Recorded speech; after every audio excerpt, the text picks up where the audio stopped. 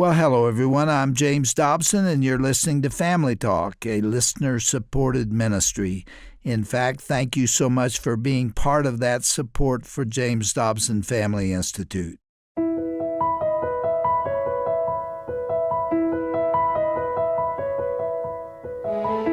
It's been more than a decade since best-selling author Eric Metaxas wrote a book that serves as an inspiration for a new motion picture that gives us courage and hope to stand up for biblical Christianity in a world that seems to keep turning away from it. And today on Family Talk, we're going to hear that conversation once again. I'm Roger Marsh. Welcome to Family Talk, the broadcast ministry of the Dr. James Dobson Family Institute. I'm here in studio with our host, psychologist and best-selling author, Dr. James Dobson. Hello, Doctor. Well, greetings, Roger. I find your introduction here to our program very interesting because this subject itself has fascinated me from the time that I was a child because I was so interested in World War II. I was 5 years old when Japan attacked Pearl Harbor, and from that time on, I wanted to know more about what was happening in the world at that time. But we're going to talk about Eric Metaxas, who is a wonderful speaker and writer, and he's written many books now. And I think this is the one that interests me the most. It's about the story of Dietrich Bonhoeffer. And if you have an opportunity to go to the movie that has now been released about Dietrich Bonhoeffer, it would be well worth your time to do it, and I strongly recommend it. Tell them more about what's coming. Well, what's coming on today's program is a conversation that Dr. Dobson had with Eric Metaxas, who is a biographer of Dietrich Bonhoeffer and wrote a very well-known book on Dietrich Bonhoeffer's life. And now that we see Bonhoeffer's life portrayed on the big screen, the new movie Bonhoeffer, Pastor, Spy, Assassin, is in theaters right now. Doctor, you and Shirley had a chance to see this, and we're really moved by it. I will never forget it. As you said, let's begin by letting our listeners hear an interchange that took place between the two of us when he came here and he was contemplating this book at the time. And I was fascinated by what he had to say. I think some of our listeners will also feel that way about it. All right, let's get into it right now. Dr. Dobson and Eric Metaxas introducing a true hero of our faith right now on Family Talk. I was very young when the war started, and I realized something very dramatic was taking place, and I wanted to know more about it. I knew my parents were very upset about it. I remember in the little church that my dad pastored, there were a lot of men that were disappearing and some of them not coming back. I remember my great-grandmother looking up in the sky and seeing a plane go over and telling me that I needed to pray for the man in that plane. And I said, why? Is he going to crash? And she said, no, but he's a man that has a family and probably has children, and we just need to pray for him. I didn't know what she was really saying to me is that man's going to war. So all of that was buzzing in my head through childhood, and I just never got away from it because it was such a dramatic time of life and time for the world. And I look back and still can't believe that 6 million Jews were executed and all the other things that took place during the war. And so today we're going to be visiting with an expert on one of the particular heroic characters that emerged during that period. And I have been looking forward to this conversation with great anticipation for the reasons I just expressed. I'm speaking of Eric Metaxas, a man whose career is as varied and eclectic as they come. His bio captures it perfectly. Eric Metaxas has written for VeggieTales, Chuck Colson, and the New York Times. And rarely do you have those three entities expressed in the same sentence. But it's such a pleasure to have you here, Eric. I can't tell you how much I appreciate what you've done, especially in writing the book we're going to be talking about today. Well, let me tell you, Dr. Dobson, in some ways, one of the best parts of writing this book is that I get to meet heroes of mine like Dr. James Dobson. It's just such an honor to be here with you and to get to talk about Bonhoeffer. What a joy, I have to tell you, that God called me to write this book. God is using this book. It just absolutely thrills me. So thanks for having me. This book has now become a runaway bestseller, and the title of it is Bonhoeffer, Pastor, Martyr, Prophet, Spy.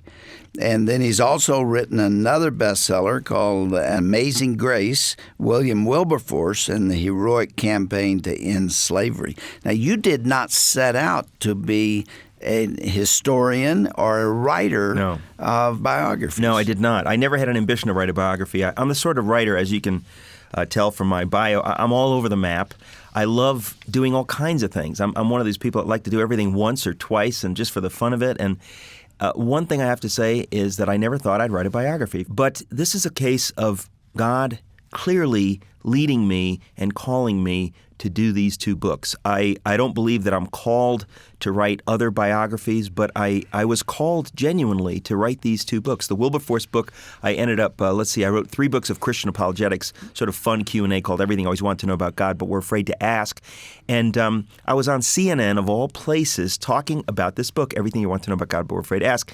And if you watch CNN, you will happen to notice that they don't have Christian apologists on every afternoon. So I found myself in the strange position of talking about, the big questions of Scripture and whatever. And the host asked me a softball question. I was prepared for the hardball question. She asked me a softball. She said, what is this about Wilberforce you mentioned here? And I had just a paragraph in my book to show that here's a man, William Wilberforce, who took the Bible so seriously that he changed the world. And so I just mentioned it in the book, and suddenly I'm on CNN talking to a national audience about Wilberforce, which led to a publisher saying, hey, there's a movie coming out called Amazing Grace about Wilberforce. Now, I knew about the movie. Would you like to write a biography to come out when the movie comes out? Because people are going to watch the movie and they're going to say, we want to know more about Wilberforce. And I prayed about it. This is one of those cases where the Lord really did speak to me, and I said, okay, I will write this book. But I never would have dreamt that I'd write a biography. So I wrote the book. I enjoyed it. It was tough to do, but I enjoyed it, and it sort of exercises my literary talents in a way that some of the other stuff I've done didn't. And then I go around the country talking about Wilberforce, and everybody would say to me, who are you going to write about next? I heard this question so often, I thought, look, if I ever were to write another biography, and I probably won't, there's only one person that really captured my heart and my mind the way Wilberforce did, and that man is Dietrich Bonhoeffer. Where did you get that exposure to him? Well, yeah, that's interesting. It was the summer I came to faith, 1988. My dear friend Ed Tuttle, the man who led me to Christ, was, we were talking one day, he hands me a copy of Bonhoeffer's The Cost of Discipleship. And he says to me, you went to Yale, you probably heard of Bonhoeffer. And I said, well, no, I went to Yale, so trust me, I've never heard of Bonhoeffer. Yale is so secular that, they're not exactly telling you about heroes of the faith. And so I said, who's Bonhoeffer? And he says, well, Bonhoeffer is a German pastor who, because of his faith in Jesus, stood up for the Jews, spoke out against the Nazis, and was killed in a concentration camp right before the end of the war. And I thought, are you kidding? I've never heard that story. And he told me a little bit more, and I read The Cost of Discipleship, and I was either a brand new believer or not even yet a believer. It was right around that time. And I started reading The Cost of Discipleship, and I was just stunned because I had never encountered this kind of Christianity. Hardcore, brilliant, authentic. I said, this is extraordinary. And so it was sort of filed in the back of my mind that, somebody ought to do something about this. And again, I don't know, I didn't say it earlier, my mom is German. My mother grew up, she's a little bit older than you, grew up in Germany during this period. My father is Greek, grew up in Greece during World War II. So World War II has always haunted me. My parents are children of this era. They lived through the war, during the war. They were in war zones. My grandfather, my mom's dad, was killed in the war. He was a reluctant German soldier. So many were, you don't hear those stories. He would listen to the BBC with his ear literally pressed against the radio speaker, because if you were caught listening to the BBC in Germany, you'd get sent to a concentration camp. And so this whole period haunted me. When I heard about Bonhoeffer, I said, wow, here's a man, a German, who spoke up for the truth, who lived the truth, who spoke up for people like my grandfather and so many countless Germans, and obviously for millions of Jews. He was a voice because of his faith in Jesus Christ. That is amazing. The world needs to know about that. But I think that this is a story for us today, that this inspires people deeply, and that there are so many parallels. As I was writing the book, so many people said there's so, to me as they've read it, what I was thinking when I was writing it, that there are these curious and extraordinary parallels between what was happening then and what was happening now. And you can make too much of that, but there are still very interesting parallels with how the church was asleep, with, many different things with the, you could look at the Nazis and that kind of fascism as a precursor of Islamofascism. How does a Christian deal with that kind of evil? What's the biblical response? There's so many parallels, and it's one of the reasons I think this book has done so well, because people realize that Bonhoeffer's voice back then is a voice for us today. Well, there's always a place for courage in any era. And there's usually a shortage of people who have that characteristic. Now, Bonhoeffer wrote that book, The Cost of Discipleship, I believe, was it in 1935?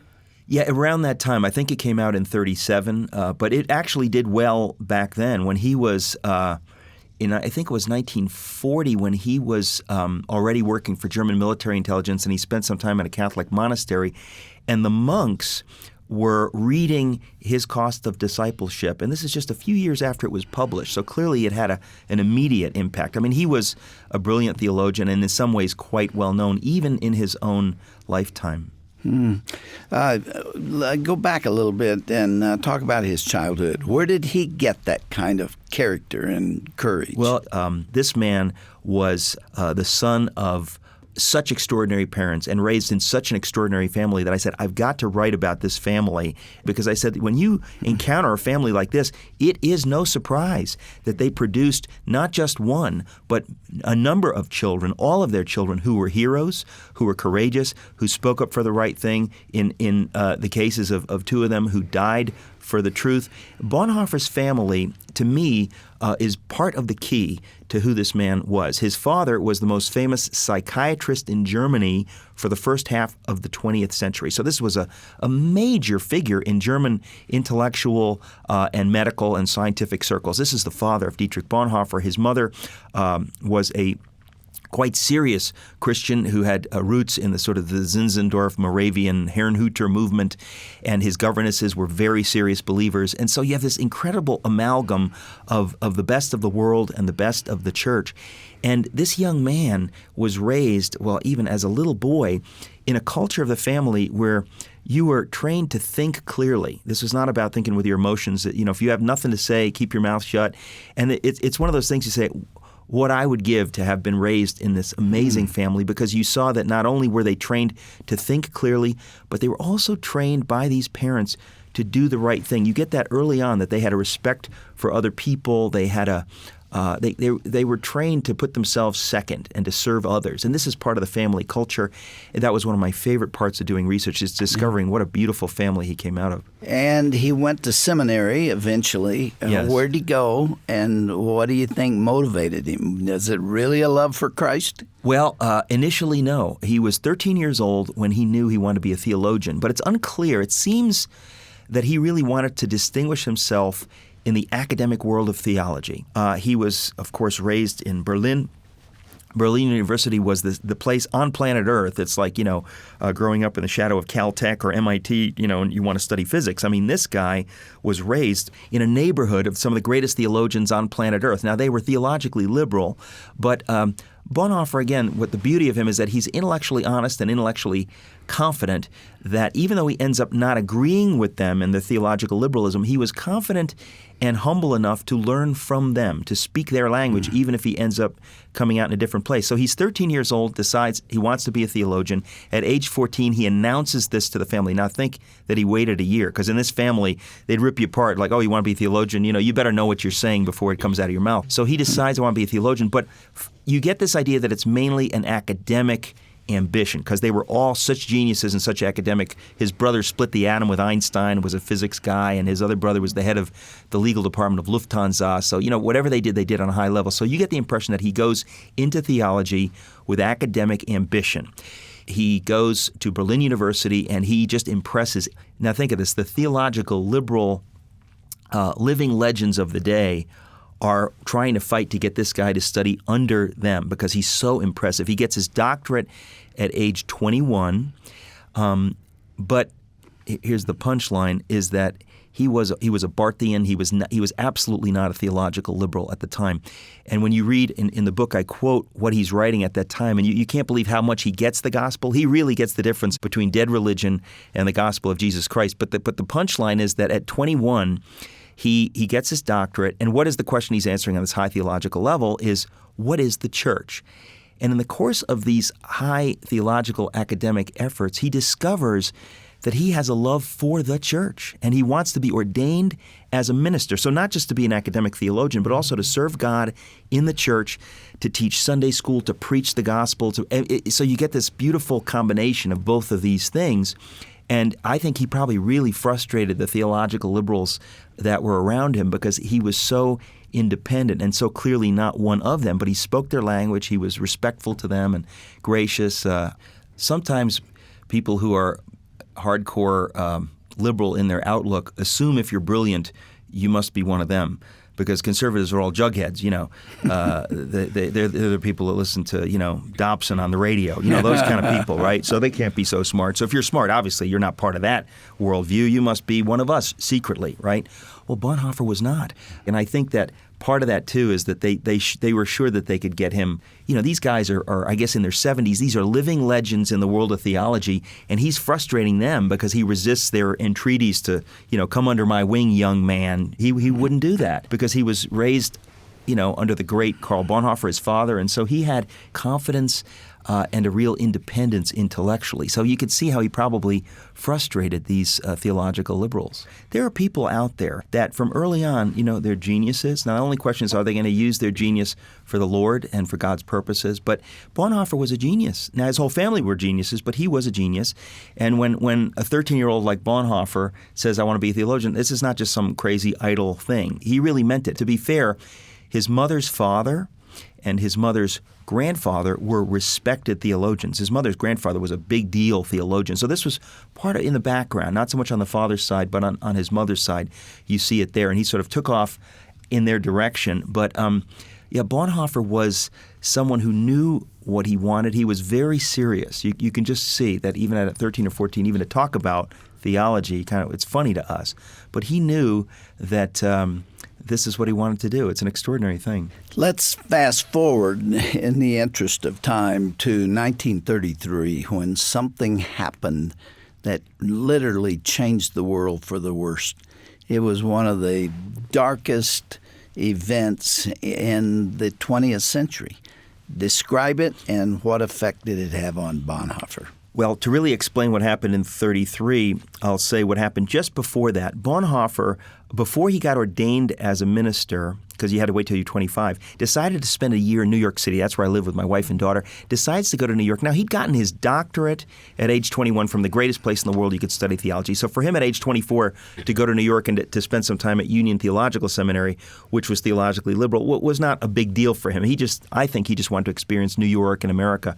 But what happened to him that year had nothing to do with Union, really, except for the fact that a fellow student at Union, an African-American from Alabama named Frank Fisher, invites Bonhoeffer to visit an African-American church in Harlem.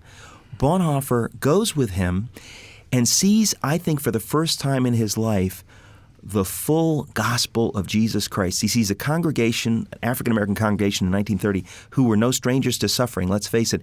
And they were not merely being religious. They weren't just going through the motions of cultural Christianity. They were worshiping Jesus Christ. There was fiery gospel preaching. These people lived the faith. Bonhoeffer was so moved by this that what I really say in the book, and I say when I'm talking about Bonhoeffer, this changed his life. Somehow he went from being merely academically and theologically ambitious to wanting to be a disciple of Jesus Christ. So when he goes back to Germany, just at this time that you mentioned, he's a different man. His friends notice this, that somehow he's more serious about God. So fast forward to 1933, you just mentioned it, January 31st, Adolf Hitler becomes the Chancellor of Germany, becomes the Führer. Now, Bonhoeffer... Against all odds, really. The whole thing is unbelievable. And I try to write about this in the book so people get the context, because most people aren't students of World War II as you are, Dr. Dobson. But this really was one of those quirks, these freakish moments, and how many people at the time were sure it couldn't last? I mean, this guy he's Adolf Hitler. He's a vulgarian. He'll be in there for a couple of years, but there's no way that this is going anywhere. But somehow Bonhoeffer knew from the get-go that this is a dark day for Germany, and we must speak out right now. We've got to take a stand. And 2 days after Hitler becomes chancellor, Bonhoeffer goes on the radio and gives a famous speech where he pretty much says that kind of leader is a misleader. He is misleading the people into idol worship. It's not God's idea of leadership. God's idea of leadership is servant leadership, is authority submitted to the authority of God. And right out of the gates, Bonhoeffer is on a collision course with the Nazis. It is amazing to me that he had the courage to do that, because Hitler was even then a snake. I mean, a lot of people didn't understand what it was, but he killed a lot of the men that put him in power. Of course. That were his friends. That's right. Just because they were rivals. And he could have taken Bonhoeffer down with just a word. Well, the thing is that I guess I thought that going into this, and I was wondering, how did Bonhoeffer escape that? But when you look at it more deeply, you realize it's much more nuanced and complicated. In other words, the kind of dictatorship that Hitler had in 33 or 34, 35 was not the kind of dictatorship you have, for example, in Saddam Hussein's Iraq, which he just needs to look in your direction and you're dead. There was still a veneer of legality. It still was complicated. Bonhoeffer was the son of the super famous German hero Karl Bonhoeffer. So in some ways he had some kind of protection. He always spoke in a measured way. He never said Hitler's the enemy, whatever. And so you realize it's sort of complicated, and there's a lot more gray area in a way. Hitler could not be nakedly aggressive. He had to always cloak it somehow. And Bonhoeffer was canny enough to avoid trouble until literally 1944. Eric, this program is so short, it just makes me sick. But you come all the way from New York to be here, and we're just going to continue to talk, if that's all right with you. We'll record what you say, and then we will air it next time. But the next part of the story is absolutely fascinating, and how he took on one of the most evil empires in the history of the world, and he knew it was going to cost him. Amen. I mean, there was no doubt that it would eventually bring him down. Well, I'm happy to talk as long as you'll have me. Until I need to go to the airport, I'm yours, so thank you. Thanks for being with us, Eric. We appreciate you. The book is Bonhoeffer, Pastor, Martyr, Prophet, Spy, by Eric Metaxas, and let's keep talking. Thank you.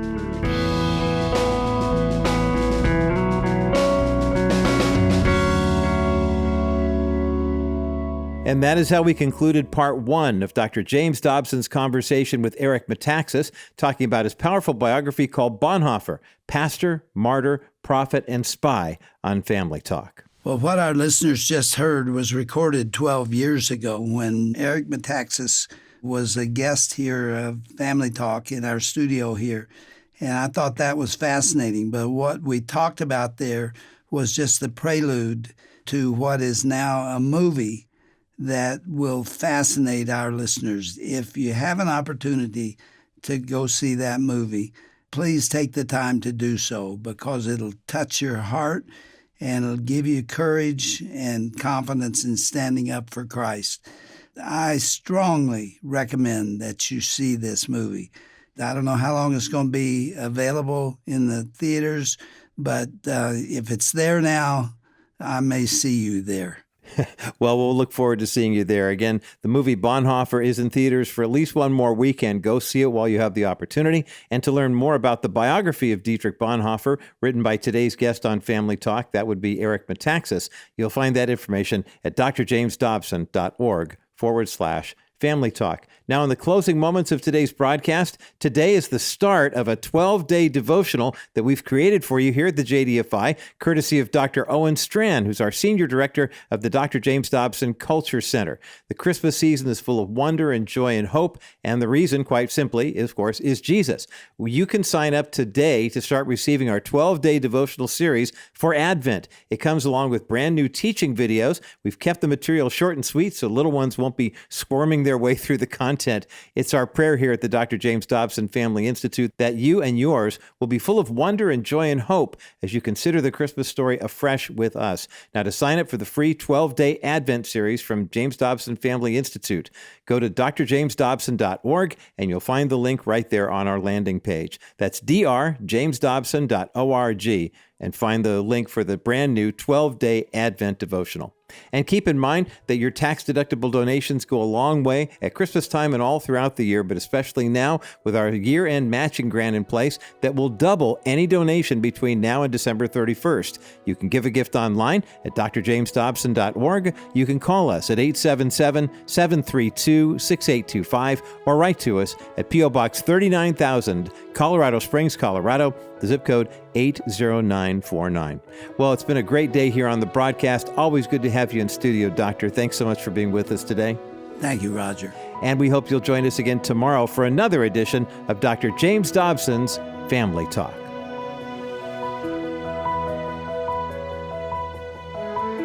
This has been a presentation of the Dr. James Dobson Family Institute.